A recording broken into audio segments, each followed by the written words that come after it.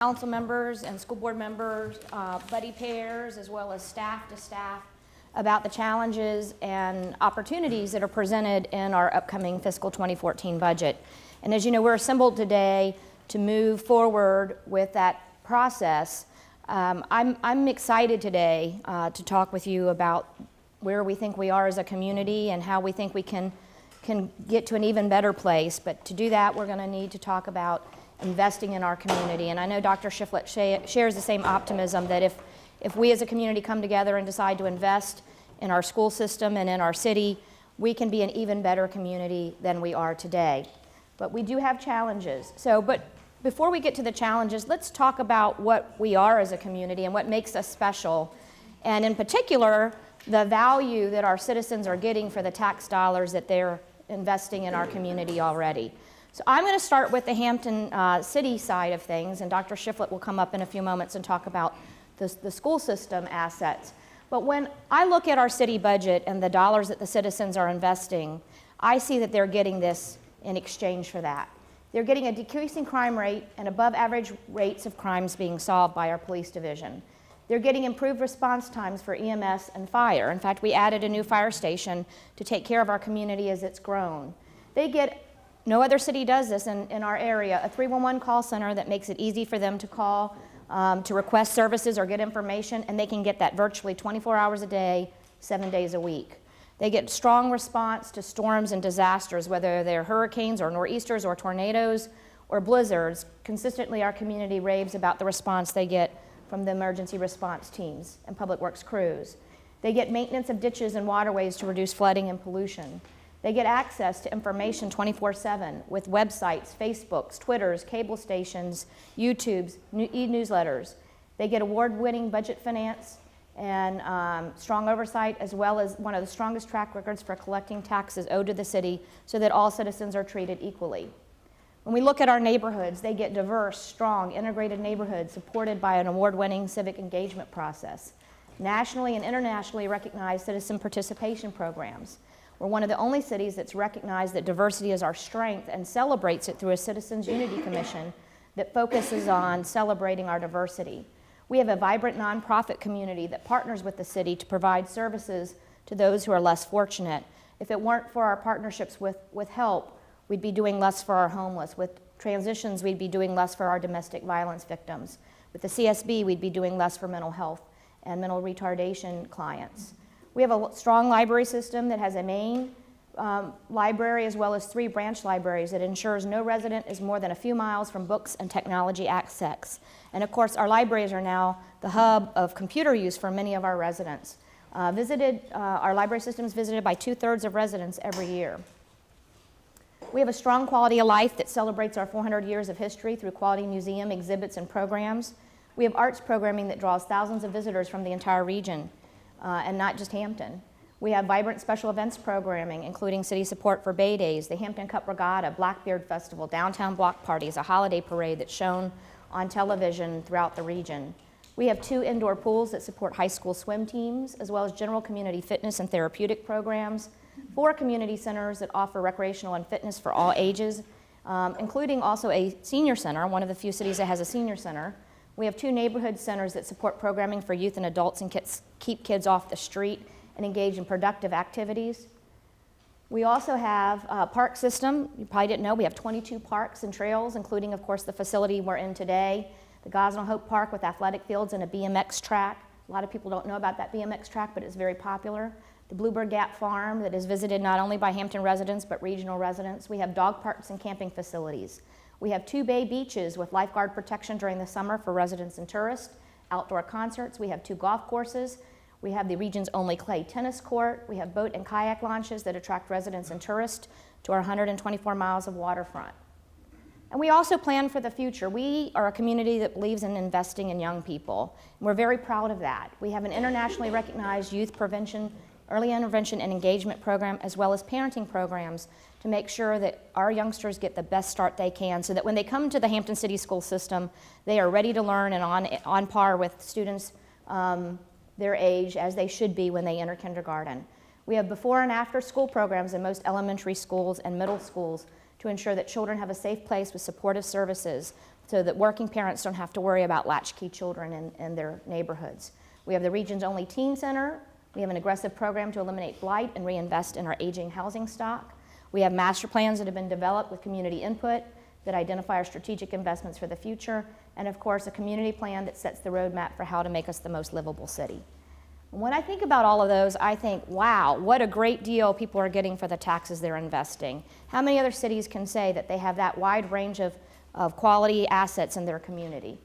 And our community thinks it's an excellent investment. We do, as you know, a biannual survey of residents and ask them about their satisfaction. And our 2012 survey showed, this was a random scientific poll done by an outside contractor, that more than 90% of residents are satisfied with all of these things that we've been talking about. They think they're getting good value for their tax dollars as represented by that citizen satisfaction rating.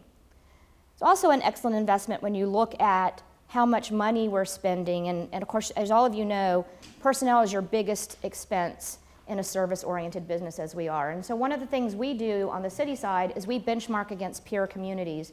You see the other urban core communities in our region represented on this chart, and what we've done is done an apples-to-apples comparison of the services and staffing, and you will see that Hampton has 12.88 employees per thousand population. Only Chesapeake is slightly better at 12.68. Most of the communities are significantly higher. Virginia Beach at 15.51, all the way to Portsmouth at 17.82.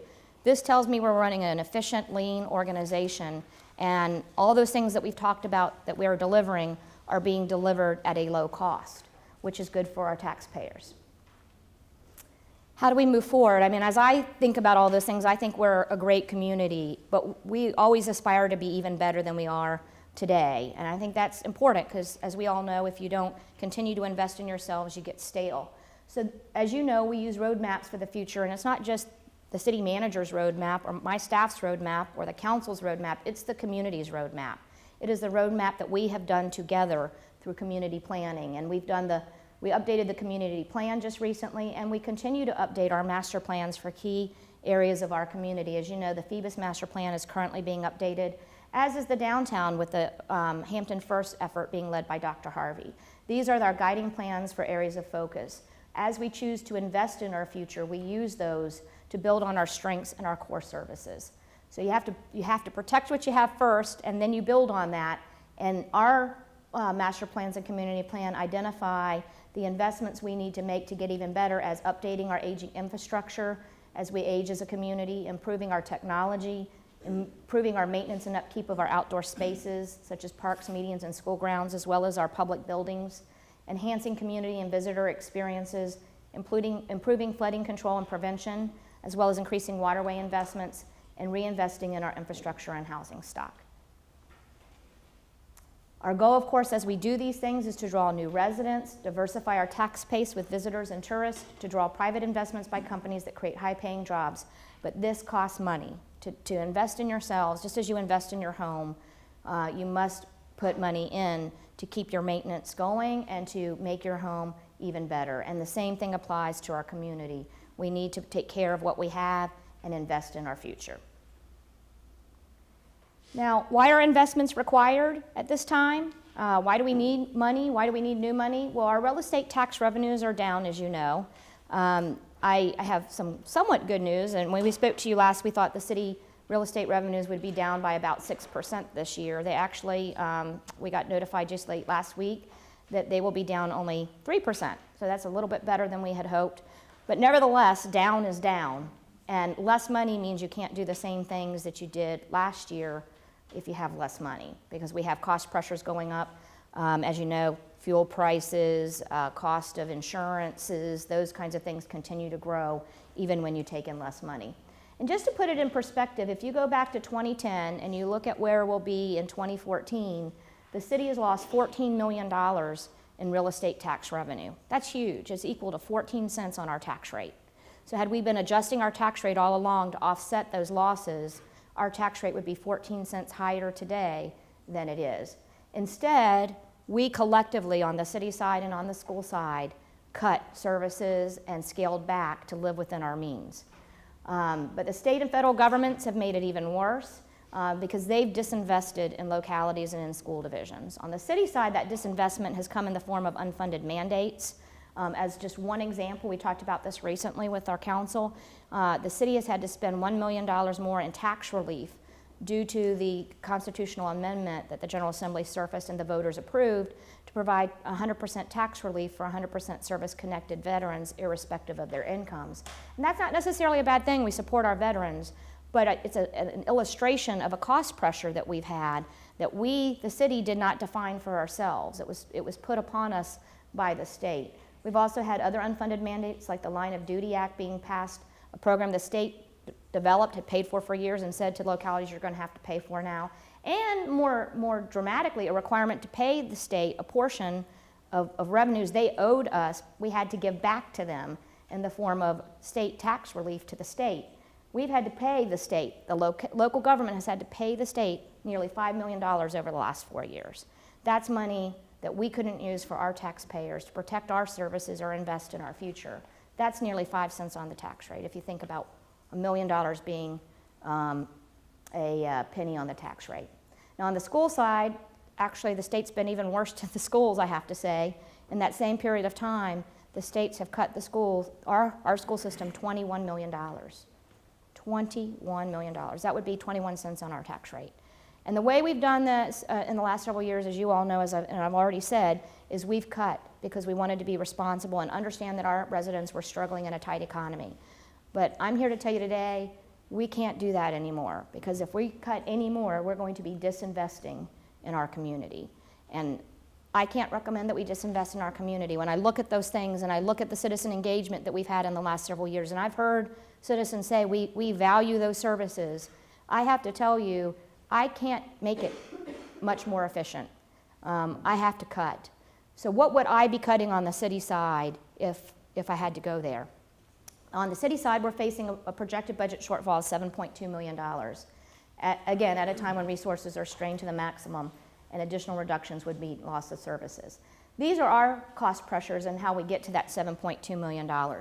Our city share of the real estate value, as you know, we share real estate losses equally, somewhat equally with the schools. It's based upon the 61.83% of the residential value goes to the schools. So when revenues are going up, the schools get 61.83% of that growth in revenue. When it's going down, the schools take the 61.83% loss of the residential real estate. So when we run that through our formula, the city's share of that 3% loss is just a little over $1.3 million. Our debt service for our school maintenance projects and city maintenance projects will be going up next year by $1.9 million. We have regional agency increases, most of which have not been within our control. As an example, the SPCA pulled out of the agreement to shelter the region's animals, and the cities of Newport News, Pocosa, York County, and Hampton have had to build a new animal shelter. We'll have to pay our share of debt service on that. We also have a regional jail that we have costs going up on as well. So it's just a bill we have no choice but to pay in the form of $500,000. We have some fixed cost increases due to some changes in VDOT's accounting for urban maintenance money, as well as we had to, you probably know, we've had some problems with our email system in the last year, and we've had to do a significant upgrade to our email system to stabilize that so residents can contact us and get information in a timely fashion. On our city side, our health insurance increase is about 10%, and we have traditionally shared costs with our employees. This $1 million increase is the city's only impact of a health insurance increase. So another million or so is being passed on to employees in this scenario because we've always shared increases with our employees. We don't typically pick up 100%. And we have a minor increase in VRS. Now, I've put on here an average 2% increase for our employees. It would be structured as a merit. That's how we do pay. We don't do the same pay for all employees. The way this would work would be a 1% if you're meeting expectations, a 2% if you're exceeding, and a 3% if you're an outstanding. That would average out to about 2% for our workforce. This happens to be equivalent to what the schools are going to have to do for teachers under the governor's introduced budget. I believe passionately in our workforce. They have worked admirably over the last 4 years without any increases. We've put more on them as we've reduced staff, and I feel this is mandated. I mean, it's not legally mandated, but I think it's morally right to give our city workforce what we must give our teachers. And we must invest in them so they continue to want to work at the levels that they're working at, that efficient level I showed you earlier. If we do all of that, on the city side, I'm facing a $7.2 million gap, which, as I said earlier, is equal, if you take the penny, is roughly $1 million to a 7.2 cent increase in the tax rate. I'm going to turn over to Linda so Linda can talk with you about the school system's challenges, but also their opportunities and the strengths that we hope to build on with our school system. Thank you, Mary. First of all, I have to tell you how wonderful it is to live in a community where the school board and city council come together like this. I have many peers, superintendents in other regions, that they don't have this kind of experience. And how wonderful it is for me as the leader of the school division to have someone like Mary as our city manager who really shares the same vision that I do for our city. So I want to start off today talking to you about my little piece of Hampton. That's Hampton City Schools. And I want to tell you about those great things that are happening in Hampton City Schools so that you will see the value of your investment. Now, we started making this big, long list and talking about all the things that we wanted to share with you. And then Ann Stevens reminded me that we had just put together a video that really outlines so many of these things for us. So I'm going to show you the video. You'll also see that you have a handout. And it also will give you much of the information that's in the video. Now, once a teacher, always a teacher. So as you watch this video, I'd like for you to look and listen for something that you just didn't know about Hampton City Schools. And I might be calling on you at the end. Welcome to Hampton City Schools, a school district whose mission is every child, every day, whatever it takes. We have over 20,000 pre-K through 12th grade students enrolled in 30 schools. We are proud of our diversity, with students from 57 different countries that help comprise the Hampton City Schools family. Our graduation rate continues to soar, increasing 6 percentage points in just 1 year. Each year, our graduates are accepted to the nation's most prestigious colleges and universities. With some 1,500 caring and energetic teachers within the Hampton School Division, we have more National Board certified teachers than any other school division in Southeast Virginia. And it's no surprise that on an annual basis, our students, teachers, staff, and programs are recognized and honored on the local, state, regional, national, and international levels. Understanding that one size doesn't fit all, the Hampton School Division offers choices. We have something for everyone, including a variety of opportunities to build academic, leadership, and career experiences. Whether it's our award-winning International Baccalaureate program, our elementary magnet school for technology, the culinary arts program, our Center for High-Tech, Gifted Education, or our elementary school for the arts. We have it all in Hampton City Schools. Our goal is to ensure that Hampton students graduate prepared for a successful future. Therefore, we afford our students the opportunity to participate in a variety of special programs designed to support and enhance their high school experience. Our Health Science Academy, located at Bethel High School, and our Information Design and Engineering Academy, located at Phoebus High School, are just two of the examples of how we provide solid foundations for career and college readiness. Our Advanced Placement program consists of 20 subject areas, ranging from AP Psychology to AP Physics. Ensuring that we meet the needs of every child every day, we are also extremely proud of our two state-of-the-art pre-K through 8 schools, Spratley Gifted Center, Moton Early Childhood Center for the little ones, and most recently our campus at Lee, which houses adult education and other key programs. In annual surveys, our parents consistently give the division an overall grade of A or B. This is highly significant because a national survey conducted by the Phi Delta Kappa Gallup poll recorded only 74% of parents awarding their local public schools an A or B rating. We believe that the developmental needs of children are central to every aspect of the operation of Hampton City Schools. All interactions with stakeholders must be governed by our core values: integrity, responsibility, innovation, excellence, and professionalism. Hampton City Schools, where it's every child, every day. Just take a look.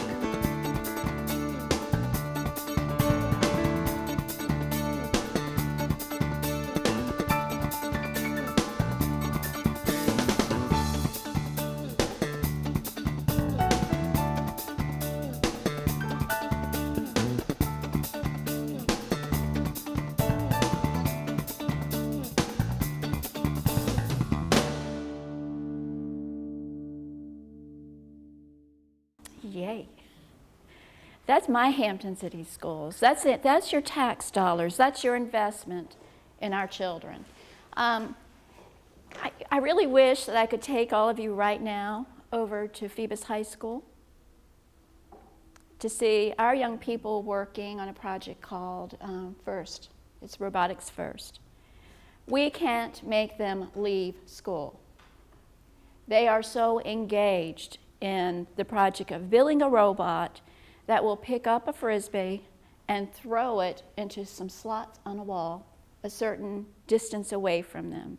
They're going to be competing with a number of other young people from schools all across the nation. But that's the kind of learning, that's the kind of experiences that we want to offer all of our children in Hampton City Schools. And so our investment becomes one of families, making sure that we invest in making our schools good places, whether your child is gifted, has a special talent, or may have a disability. We serve every child. And I think it's important that we all remember that when children come to our doors at Hampton City Schools, we seek to provide whatever they need. So when we talk about every child, every day, whatever it takes, it's not just a slogan that we thought of. It's really something that we believe, and it's something that we do each and every day. And I'm sorry, I keep putting my back to you. So we also look at our data. So are we a good investment for you? A number of years ago, we did an MGT efficiency audit, and we were compared against a cohort group of school divisions that are like us in terms of demographics, older urban schools with higher percentages, perhaps of free and reduced lunch populations. And so we compare ourselves to this cohort group. And I want you to see that as we look at English, math, science, and our graduation rate, Hampton, in the red, is consistently either first or second. Now, this is the most compelling piece, though. We do that with the lowest in per pupil expenditures. So just like the city, we are efficient. We have done everything we can to achieve efficiencies, but yet still continue to produce results in Hampton City Schools. So why would you want to invest in schools? I would hope by now you're already forming that in your mind. You invest because our school divisions drive the economic development in the city and in a region. We're one of the largest employers in Hampton. The housing values are tied to the quality of the schools. And the schools provide more than education. Schools become the social hub of a community. They provide opportunities for people to have facilities to meet, to have community meetings. They provide opportunities for young people to participate in clubs and athletics, because we all know how important it is to keep our young people engaged outside of school hours. Our engaged students become engaged citizens. And high school graduates are much more likely to be employed and be productive members of our society. And so when we think about the health of our community, we know that we have to have strong, healthy schools. We're really poised for the future. We know what we need to do. We know that we need to invest in our people. We need to invest in our resources, both instructional and technology, as well as in our infrastructure, our buildings, and our equipment. Equipment meaning things like school buses. So we know these are the things that we need to do to continue to be prepared for the future children that are coming to our school division. And just like in the city, our people and their benefits comprise a huge portion of our budget, about 84% of our budget. To realize our school goals means that we will have students well prepared for the future. You know, and I think many of us hope that that future will mean that they'll be staying right here in Hampton, that they will stay here, they will put their roots down in Hampton, and they'll become productive members of our community. And again, our schools and the economic vitality of our city They go together. Our neighborhoods are dependent upon our strong schools. And all of these things are captured within the framework of our strategic plan. We have a very comprehensive strategic plan. And I'll be talking a little more about the impact of what we're facing on that strategic plan. So here's our challenge. We're facing an $8.9 million shortfall this year. And it's at a time when, you heard Mary say earlier that previously the state had cut our money by $21 million. On top of that, the local contribution had reduced by $3 million. So we've been looking at a $24 million deficit. We've closed schools. We've cut positions. We have done so many things to be fiscally responsible to the deficits and the shortfalls that we've been facing over the last few years. However, I really feel at this point we have precious little left with which to make any changes. So here are our cost pressures. To offset our real estate losses is about $1.7 million. Our health insurance is going up $2 million. It's about a 20% increase for both employees and the school division as the employer. The 2% salary increase that Mary spoke about. Now let me explain a little bit about this to you. In the governor's budget, the governor said teachers will get a 2% salary increase. And everybody goes, yay, that's wonderful. We haven't had a raise since '08. But here's what's behind that. It's 2% salary increase for SOQ funded positions, and not all teaching positions are SOQ funded, and at the local composite index rate. So that means for every dollar that the state provides to us, we have to throw in about 30 cents to that. It didn't include all the other people in our division who we also feel are worthy of having a raise. Just like the city folks, they've taken on a lot more responsibility, doing a lot more because of the reductions in our staff. When the House and Senate versions of the budget came out, both of them addressed the part about not including the support people in this 2% raise. And the one version puts this money in for the support people, again at the local composite index rate and at SOQ levels at the beginning of the fiscal year. The other one delays it until January. So we don't really know where that's all going to end up yet, but that's kind of the background story behind the 2% raise. Each year we're required to phase in the VRS contribution by our employees. The city was able to do that. Was it last year, Mary? All at one time. We just didn't have the capacity to do that. And so we must phase it in by whole percentages. And we have 5 years to do that. So we did 1% for this year. We're projecting one more for next year, and that's about $400,000. We also have to take into account enrollment loss. We're expecting about 550 fewer students in our schools. Now, I know many people, when they hear that, will think, well, just adjust things to take into account that you're losing those kids. You know, divide them by 20, stick a teacher to them, and let them go. Well, it doesn't work like that, because those 550 students are spread over all of our school buildings, and they all go into different grades. So while you look at a reduction in enrollment, it doesn't necessarily mean that it equates to a certain number of teachers or being able to close a school building. So our total budget shortfall is almost $8.9 million. So we believe Hampton is at a crossroads where we need to decide what we want to be as a community. Do we want to be a community that invests in our school system and in our city services and in the capital needs of our community? Do we want to be a community that protects what we have but doesn't necessarily grow until things get better? Or do we want to be a community that disinvests?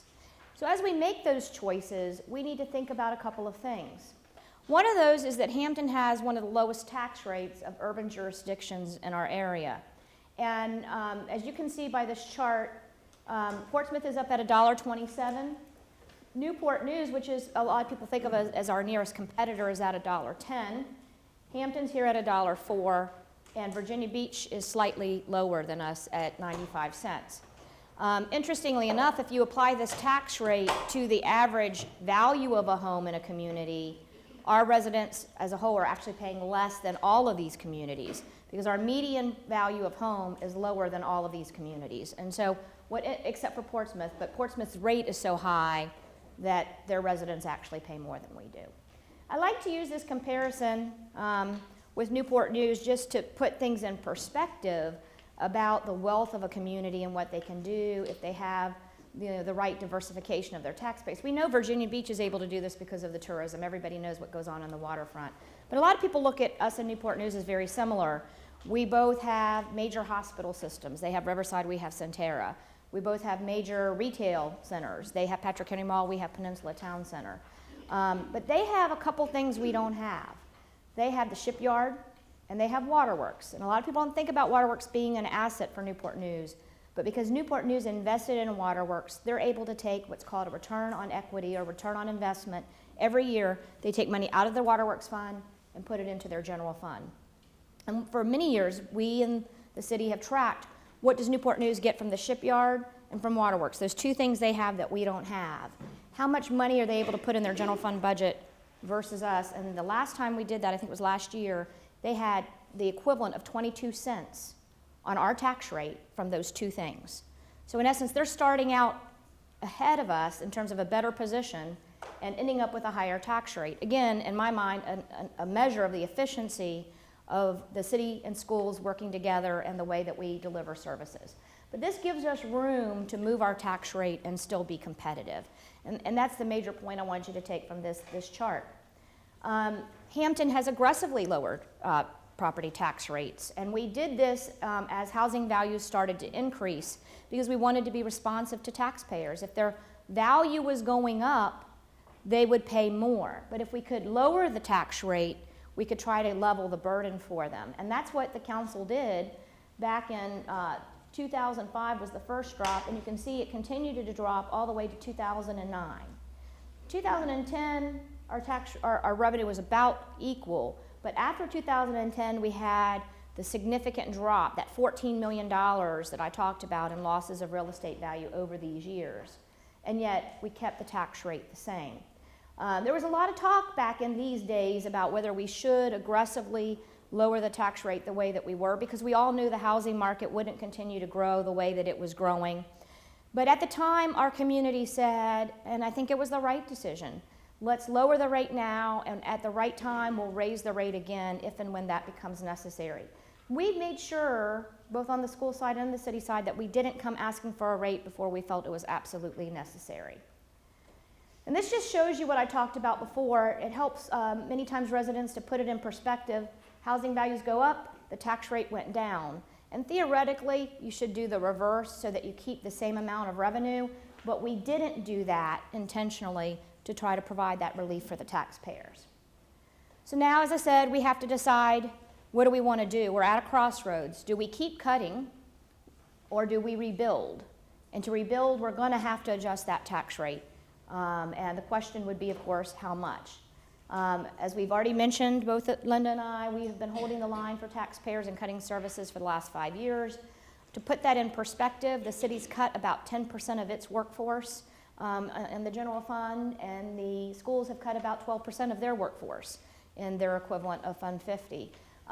We have done that mostly in administrative and mid-level management types of positions to hold the line and protect teachers and police officers and firefighters and public works workers and those who deliver the frontline service, believing that leadership comes with sacrifices in management and in administrative support. And so we've done that with it's been hard, but we've done that with pride so that we could deliver the value to the residents. But as I alluded to earlier, In our community engagement, residents have said they don't want to see more cuts in services. They value those services they see. In fact, most of you know we've been doing some capital improvement forums. We had one last night, we had one on Saturday, and overwhelmingly citizens said they want to see a greater investment in capital spending. They want to see more improvements to school facilities. They want to see more public facilities, more parks, more recreational opportunities, a 50-meter pool. And when we asked them, are you willing to pay more in taxes, they were given a choice of, yes, I want to pay more taxes, I'm possibly willing to pay more taxes, or no, I don't want to pay more taxes. About 70%, in the 65 to 70% range, depending upon the forum you went to, said they were willing to either possibly support or support increases in taxes to get that capital spending investment that they were talking about. So I think our residents have a very good sense of the fact that we have been being responsible stewards, but now is the time to rebuild. We're going to show you 3 scenarios. The first is if we invest in the future. That is, we protect what we have and we build on our strengths and we invest in school growth and in city growth in the way of honoring the priorities set forward by the community in the community plan, in the master plans, and in the school strategic plan. What you'll see up here are the cent equivalents on the real estate tax rate that it would take to make up the real estate decline that we've identified of $3 million altogether between the cities and schools. We've showed you how it's apportioned, to fund the mandatory increases for the schools that Dr. Shiflett reviewed, the mandatory increases for the city that I reviewed, to give the 2% raises to the school employees that's going to be required under the state guidance, the 2% merit raises for city employees that would put our employees on par with the school division employees, and then a scenario of investment. And this obviously can fluctuate. What we've done is looked at what the school strategic plan calls for and the city master plans and community plans called for and said what would be a reasonable investment. This would equate to $4 million per year of capital spending on the city side and $4 million on the school side for capital or other priority spending by the school system. Clearly, one scenario in investment is the 4 cents. You could invest more, you could invest less. This is illustrative of what it takes to not only maintain the status quo, but move our community forward. When you add all that up, it's 24 cents. Now, I know 24 cents is shocking. So I think it's important to understand what 24 cents means. 24 cents sounds big, and it is big. I'm not trying to minimize that.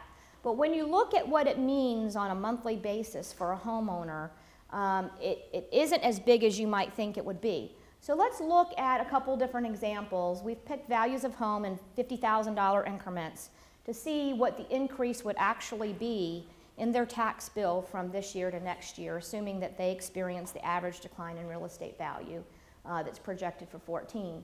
And what you'll see here is that the annual increase for a $100,000 home would be a little under $200 or just under $16 a month. For a $150,000 home, which is where most of our homes, if you look at the median in our community, this is the median value, just a little bit over $160 is the median value. It would be $23.60 a month. And you can see moving forward the different plans. So let's equate that. I mean, what do you think about $23.60 or $47.20? What does it mean? What's the equivalent? A $15.73 a month increase is equivalent to one fast food meal for a family of 3 a month. $23.60 would be equivalent to 2 movie tickets, one night at the movies. $33.47 is equal to 8 specialty coffees. $39.33 a month, 3 pizzas. $47.20 a month, a dinner for 4 at a casual restaurant. Realizing this is a $300,000 home, this is a $250,000 home, a $150 and a $100.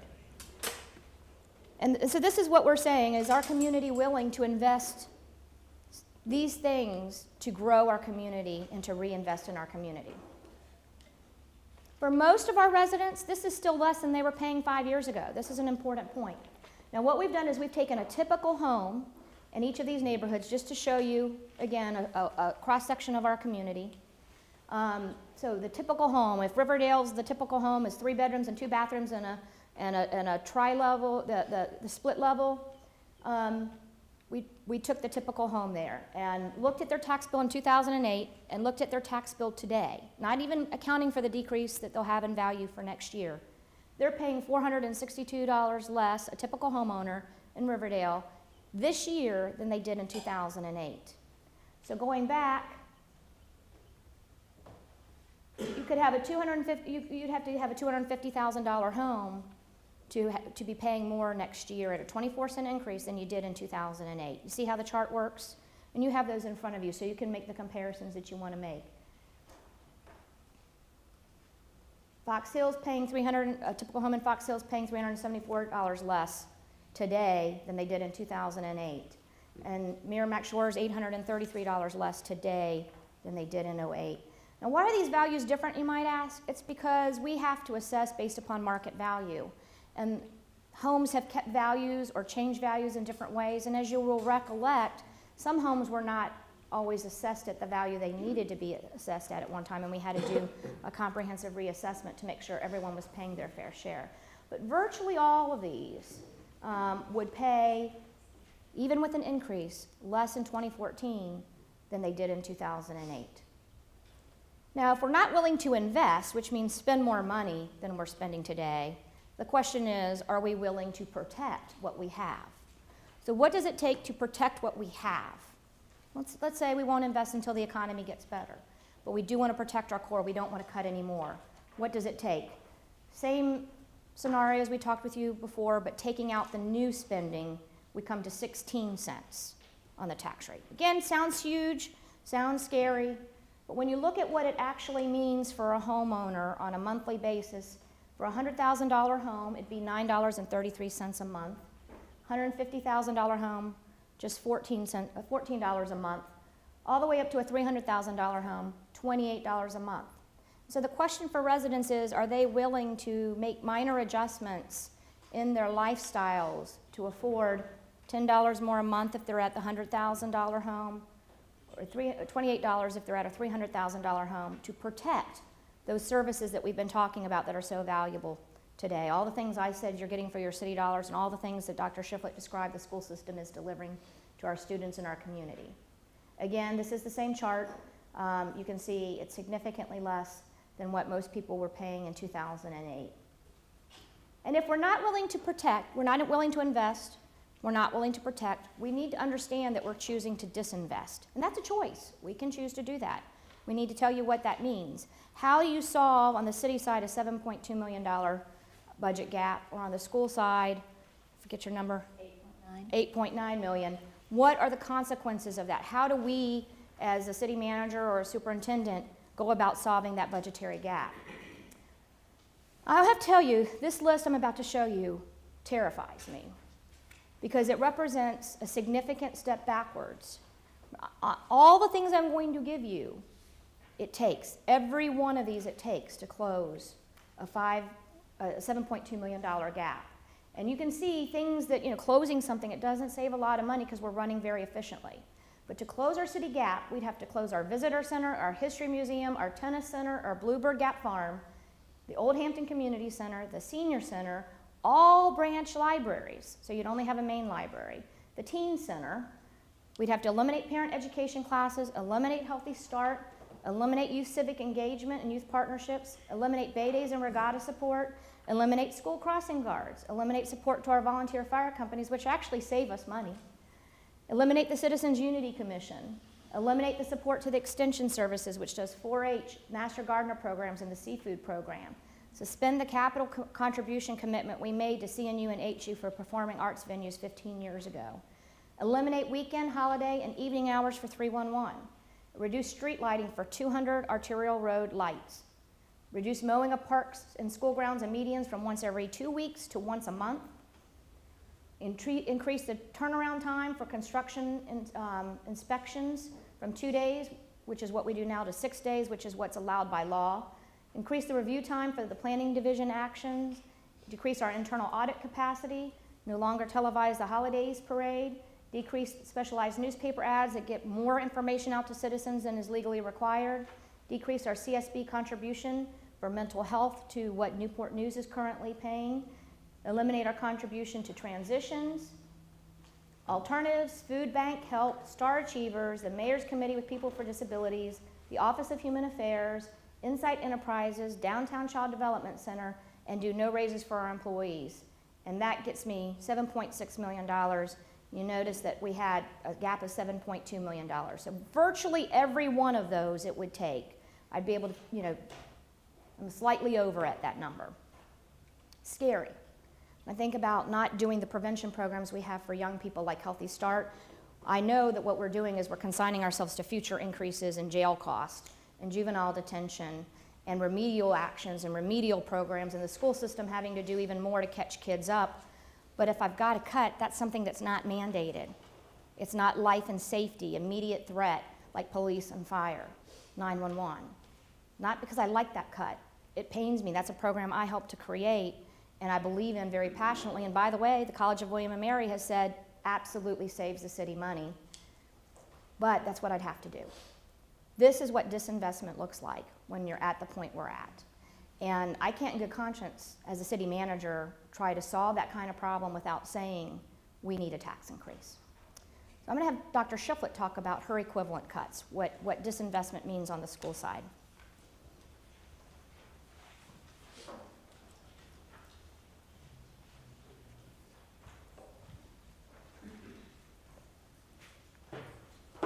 Equally as painful, we've had a number of years of what we term devastating cuts.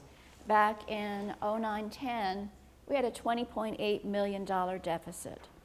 And at that point, we thought we would never continue to face this kind of funding shortfalls. But it has continued. And so we've been very fiscally responsible. We haven't come to City Council to ask for help, except last year when we got some one-time funding to help keep transportation going to 2 of our choice schools. But the things that I'm going to show you now are going to cut deeply into the fabric of Hampton City schools. They're going to impact a great deal our ability to carry forth in our strategic plan. Our strategic plan has 6 focus areas. And the way that I've put this together is that you will be able to see, for example, one of our strategic focus areas is to maximize every child's learning. So all of these cuts will impact our initiatives and our ability to achieve our goals in that particular area. And these are very difficult cuts. Elementary resource teachers and elementary school guidance counselors to SOQ levels. SOQ, and I'm sorry I mentioned that earlier and didn't explain what it is, but it's standards of quality. The state prescribes certain levels at which we must staff, and that's outlined in the standards of quality. And I do have a copy of it here if anybody would like to take a look at it. Elementary resource teachers, we're required to staff those at 5 per 1,000 students. And currently we have a music, art, and PE teacher at every one of our elementary schools.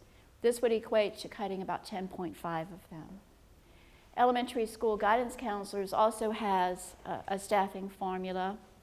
It is a little more convoluted. If any of you want to know about it, I'll pull it out for you, but it's based on per 100 students, 1 hour, and then major fractions thereof.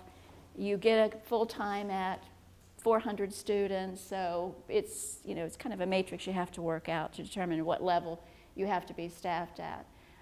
But we will also lose a number of elementary school counselors, but that'll be a savings of a little over $1 million. Sharing of elementary assistant principals at selected schools. Currently we have an assistant principal at every one of our elementary schools. But in order to achieve an almost $300,000 savings, we will need to have some of our elementary schools sharing an assistant principal.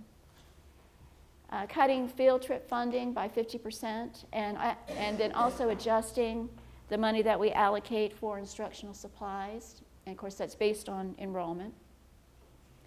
$69,000.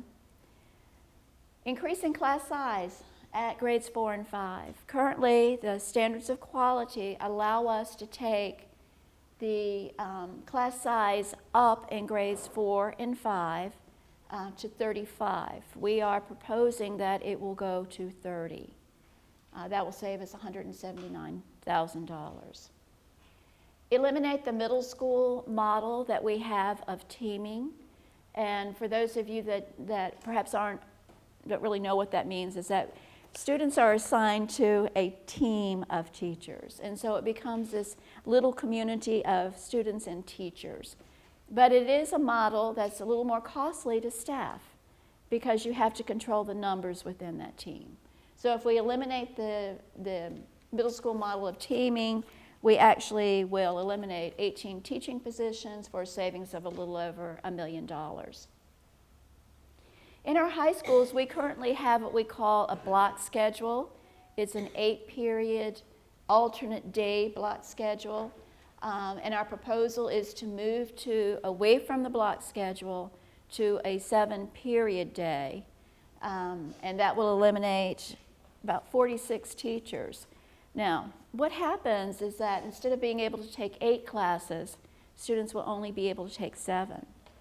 And in all likelihood, the classes that will be eliminated will be elective classes, career and technical education, technology education, art, music.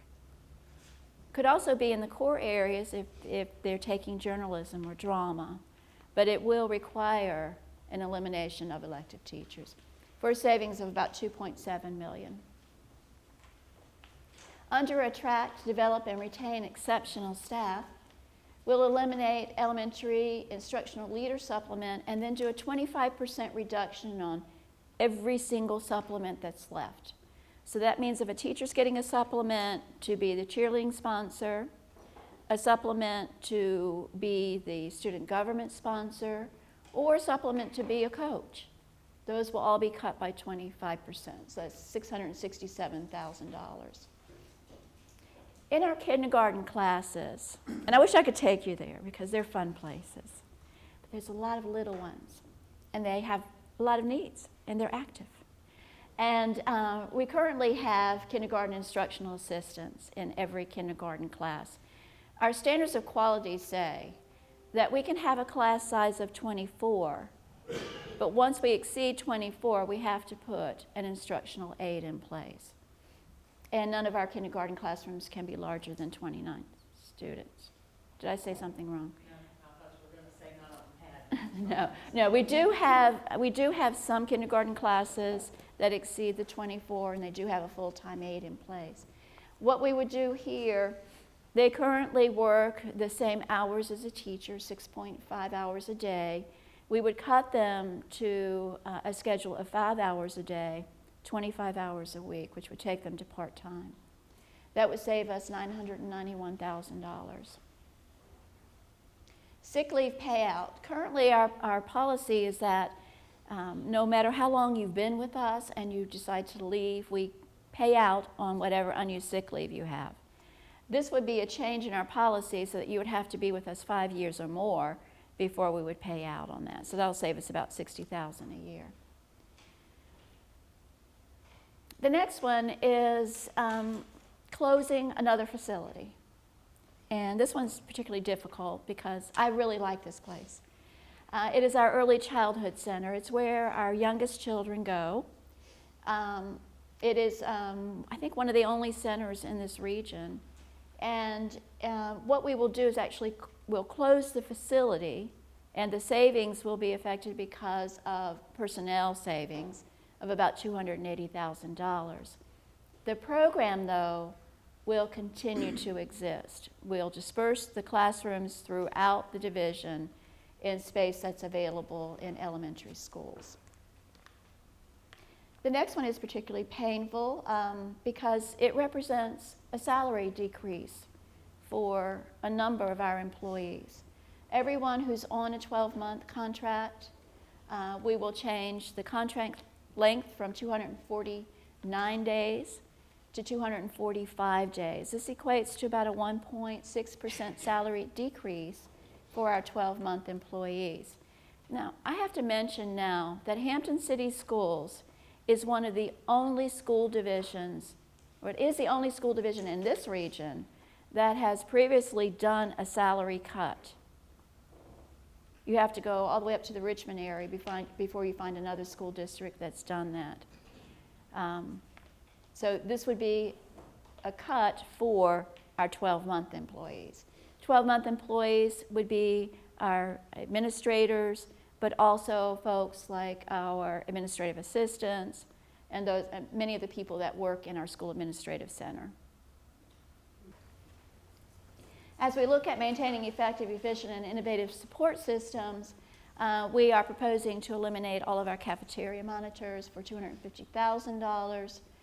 And what this means is that now teachers or administrators will be doing cafeteria duty when we eliminate these monitors. We have monitors in both elementary and middle school, right at 50 individuals.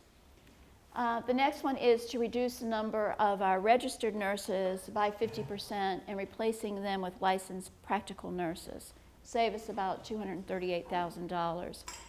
The current standards of quality do not require an RN. They do require some type of medical certification, but an LPN will also work.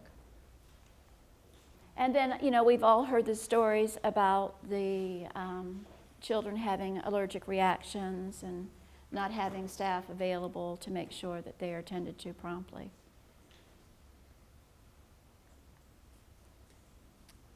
And then finally, managing our fiscal resources effectively and efficiently is looking at adjusting our teaching and support staff based on decreased student enrollment of about $563,000.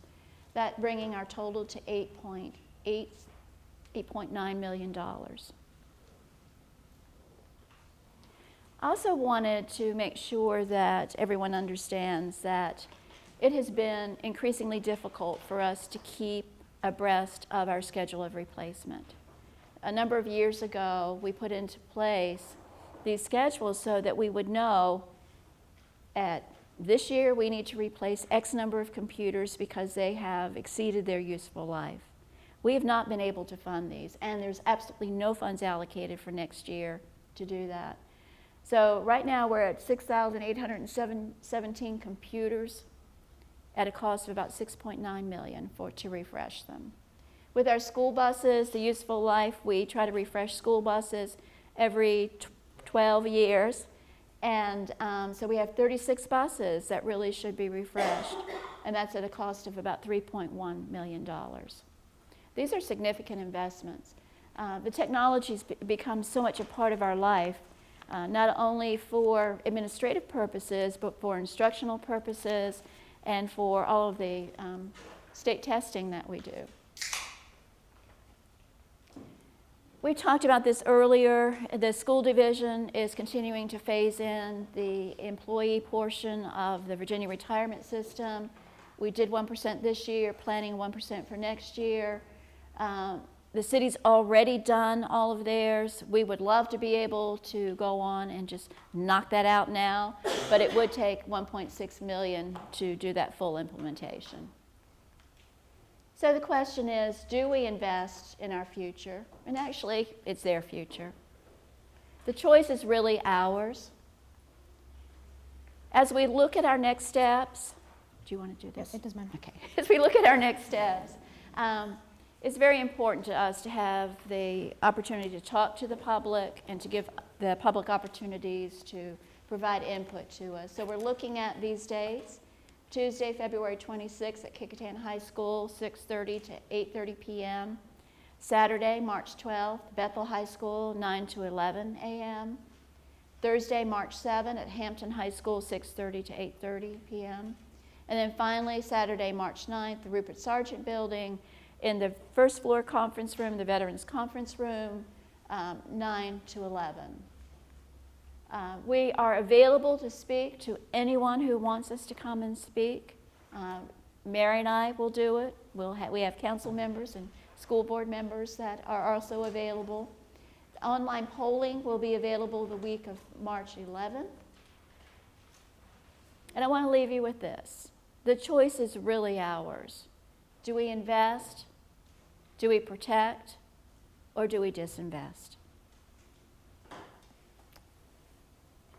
So obviously a bit of a somber message, but I also think one of opportunity, because we are a great community, and when you reflect back to where we started this morning, we have a lot of great things going for our community and a lot of things we are rightly proud of. And we can do anything we put our minds together to do as a community when we marshal our resources together. Having done the community dialogue for the last several years, I've seen and heard people speak very deeply and passionately about their community. They love this community and they love the services that we provide. And hopefully, as we engage in this dialogue, people will voice their choices to us, and we'll have a clearer sense as to what the public wants to do. I believe they do at least want to protect, if not invest in our future, and not disinvest. I should note that obviously we're still at a point in the budget process where we don't have a final state budget. And you never know what's going to happen by the time you get a conferee budget. We don't know if there'll be more state mandates or less state mandates.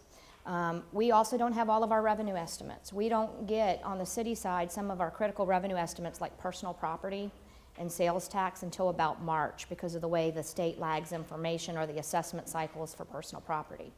So it is my hope that things get a little bit better from this. And clearly there are choices that can be made. Maybe on the disinvest list you saw one or two things that you feel comfortable letting go of. So it's not an all or nothing scenario. But I think in our community dialogue we have to be clear which of these are we choosing to do, because cutting is a conscious choice and raising revenue is a conscious choice. Let's make a conscious choice together. And let me go back and tell you a little bit about how the school budget process will work. On March 6th, I will be presenting our proposed budget to the school board. We will have public input on the 13th and the 27th. By April 1st, we are to send the school board approved budget to City Council. Then City Council will do their work, and by May 15th, we should have a formal budget for both of us. So we are a little ahead because part of our budget gets blended into the city's budget. And so we are aggressively going after decisions on our budget because we will be presenting to our public much earlier than the city does. And for those of you who aren't aware, the city budget comes out on April 15th, or when April 15th is on the weekend, the Friday before April 15th. And then we have a series of budget input opportunities, formal public hearings that occur between then and May 15th when we're legally required to adopt the budget. So a lot, as I said, can change, and you have my assurance that my recommendation will have the lowest tax rate that we can. If I can get more revenue, when Carl was able to give me a revenue projection on real personal property or sales, I don't take pleasure in raising rates. I will make the rate that I need to recommend as a manager as low as I can, given that there may be some positive changes on revenue, or if the state relieves us of some mandates that they're currently talking about, things could get better. But we wanted to give you the worst case scenario today, and hopefully it does improve slightly. But I don't see a point, in all candor, where I can recommend a budget with no tax increase. So that's the message today if we want to protect or invest in our community.